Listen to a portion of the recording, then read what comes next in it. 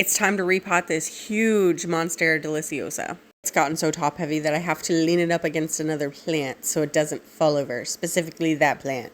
I took all the plants from in front of it, and now I'm going to mix up some soil and prepare its new home. And its new home is a Rubbermaid container. With all the space in this Rubbermaid container, I'll have plenty of space to tuck in the aerial roots when they grow from the plant. Called in Muscles for the next part, aka my husband. I repotted this the last time by myself, and I learned the hard way that I was not doing that again. And this is 3 years later, so it's even bigger. Let's take a moment to appreciate this shot because look how majestic this Monstera is. Oh my gosh. Let's get it to its new home. You can see there's a ton of aerial roots growing down. They were on my floor in the back porch, so now they will be tucked neatly in this container.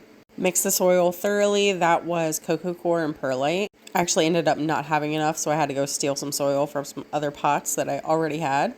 I cut some ropes so that way I could help this Monstera be supported a little better. Look at me here thinking I can just pull this plant out by myself. Past me? Yeah, right, bitch. You know what time it is. It's time to call in Muscles again.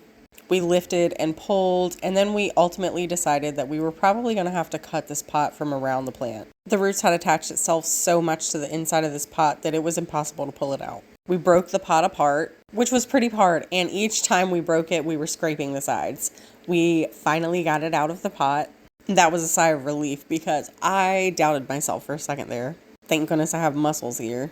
Tucked in all of those aerial roots into the soil. And once aerial roots are tucked into the soil, they'll create nice juicy roots like soil roots. Supported this baby a little bit better, and then we were finished. I bought this Monstera 4 years ago for $14. Now it stands almost as tall as my 6-foot husband. Almost forgot we have to take it back inside. And I previously did not think about that part because this container is really heavy with all that soil. Luckily, he was able to get it back in the back porch in its position. And that, my friends, is how you repot a gigantic Monstera. I'm covered in sweat and mosquito bites, but it was worth it. And now we're finally finished.